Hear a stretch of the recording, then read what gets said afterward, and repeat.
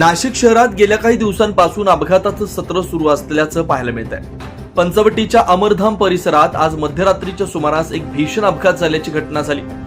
भरधाव वेगात असलेल्या वाहन चालकाचं नियंत्रण सुटून कार थेट समोर असलेल्या झाडावर आदळली।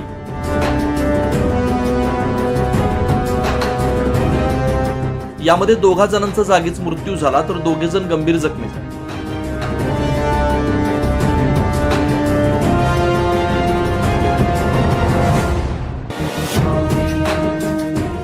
जखमींवर सध्या नाशिक शहरातील खासगी रुग्णालयात उपचार सुरू आहेत। हा अपघात इतका भीषण होता की यामध्ये 4 चाकीचं देखील मोठ्या प्रमाणात नुकसान झालं। अमरधाम परिसरात नेहमीच मोठ्या प्रमाणात वाहनांची वर्दळ असते, त्यामुळे या ठिकाणी अतिवेगात वाहन चालवणाऱ्या चालकांविरोधात कठोर कारवाई व्हावी, तसेच कायमस्वरूपी वाहतूक पोलीस देखील तैनात असावा, अशी मागणी आता स्थानिक नागरिकांकडून केली जाते।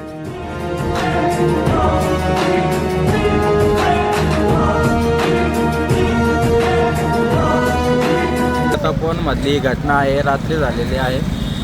यामुळे झाडामुळं याच्या अगोदर एका मुलीचा आणि एका आईचा हे दोघांचा पण ॲक्सिडेंट झालेला होता। यानंतर रात्री एक फोर व्हीलर हे बघू शकता तुम्ही इकडे, याचा पण ॲक्सिडेंट बऱ्या प्रमाणात मोठ्या प्रमाणात झालेला आहे। त्याच्यामधले लोक जे आहे हॉस्पिटलमध्ये ॲडमिट केलेले आहे।